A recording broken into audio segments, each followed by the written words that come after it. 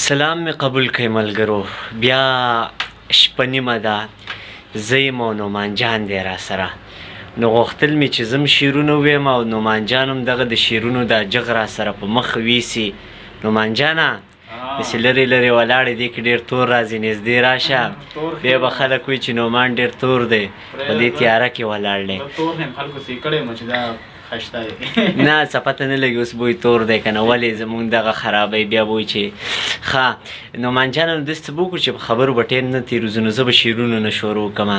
ګرځي یو دوه ښکلي دي، د یو بل نه سیوا ښکلي دي، سر به دې څه خوږوم خو مړه بس ناشنا ښکلي دي. دا خو یو ته یې چې په تا باندې مې زړه درغلی. نعمان جانه دا خو یو ته یې چې په تا باندې مې زړه درغلی، ګنې زمونږ خو په خپل کلي کې بل ها ښکلي دي. اوس نعمان جانه تا پسې به راځو. د زلفو په تیارو کې د رخساره شوکه وشوه، ملګرو عجیبه ده د شکماره شوکه وشوه. هغه په خوب کې هم د خپل زړه چوکیداري کړې. ساده سړیه تا نه به بیداره شوکه وشوه. وی یادېږي راته نن بې انتها باران ورېږي، ډېر زر به لیونی شم چې دا باران ورېږي، او چې ته به یې لمده کړې ما به زر دغه آواز وکړو، زما سره دې پټ شي که په چا باران ورېږي. راځه نعمان جانه.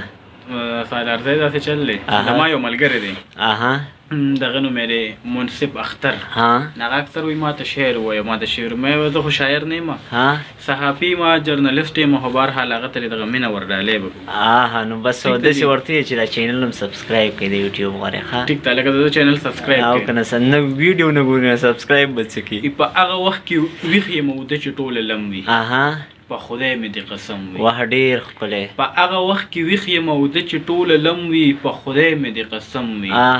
په کوم سحر چې مور مې راته ووایي قربان د لوی الله پامان، په هغه ورځ مې کل واړه کارونه زما سم وي، په خدای مې دې قسم وي. ان وی که نه وایي چې د وړو وړو خدایانو دې بنده کړم، لویه خدایه زه به چا ته سجده کړم، او لیوني را سره کوره پورې لاړو، هوښیارو نیمه لاره کې دوکه کړم. اوس بیا راځه چې تا لاره شو. وړو وړو مرغونه یې چړنګار ویستلی دی، لاسماتې د چینې له خوا چینار ویستلی دی، او زما د ړنګې خونې خیري یاد دې ژوندی وي، د سوانې په وخت ماتې یو ستار ویستلی دی، او زه دا لیونی پېژنم څه چل به خامخا وي. زه دا لیونی پېژنم څه چل به خامخا وي، قضا ماښام بنګړو نه یې شرنګار ویستلی دی. بس دی که نه بس دی مړه ته دې زر ختم کړي. یاد دي راته، تا ته ډېر یاد دي خو ما ته نه یادېږي که نه. نو زه هم ډېر وخت شی د شانګلې ته نه یم تللی. شانګلې ته یاد لاړ شي نو بیا ته یې زده کوې. بیا زه یې زده نه کړم که نه، نو شانګله راته یاده شوې ده. نو زمونږ طایب صاحب وایي، طایب صاحب ګوره د سترګو نابینا دی خو د شانګلې شاعر دی، او د خلکو نه مطلب خلک ترې خبر هم نه دي. طایب صاحب وایي چې د ښار لګو در له جوسه په بله واړوله، د خدای بنده چېرته وخت وباسه شانګلې ته راشه، او که د طایب د خولې غزل اورېدل غواړې زه د چنار لاندې ناست یم چینې ته راشه. نو بس ته څه وایې که بس کوتې؟ نو دا اکثر چې کوم دی نو هغه ټپه ده که نه، څنګه وي د شپې سندرې خوند کړي، وایي د نیمې شپې سندرې خوند کړي، څوک په معین وي چا به یار بېللی وي. وایي زمونږ ناسته تر سبا ده چې کور نارې وهي هغه دې زینه. داسې به وکړو. شاعري ویلم چې کوم دی نو هغه ځان له یو هنر دی، یو فن دی، او بیا چې کوم دی نو ماشاءالله ته تکړی چې دا سوات راغلی، د شانګلې نه راغلی، د غرونو ځای نه راغلی.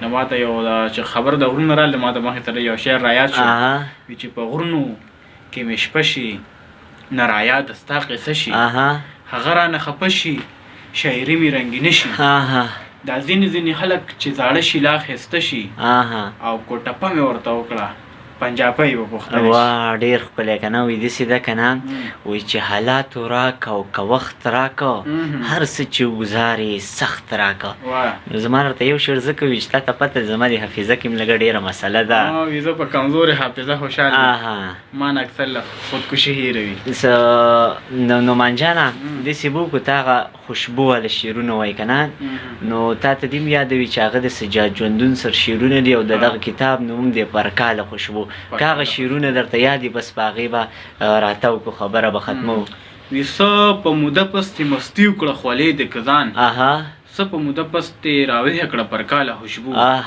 داسې راهیجي د دې غرونو له جماله خوشبو چې هر سړی دا وایي چې ماله خوشبو ماله خوشبو لازم مظلوم یم کله کله داسې سوچ کوم ماله ګلاب نامه پکار وه ګل تاله خوشبو بس په دغه شعرونو به دغه کم چې قاضي ته ووایه ته دا پیژنې د محبت د غل سزا پیژنې او د محبت جذبو ته کفر وایي هغه د بر کلي ملا پیژنې ملګرو ما و نعمان جان له راکړه اجازت د وړې الله په امان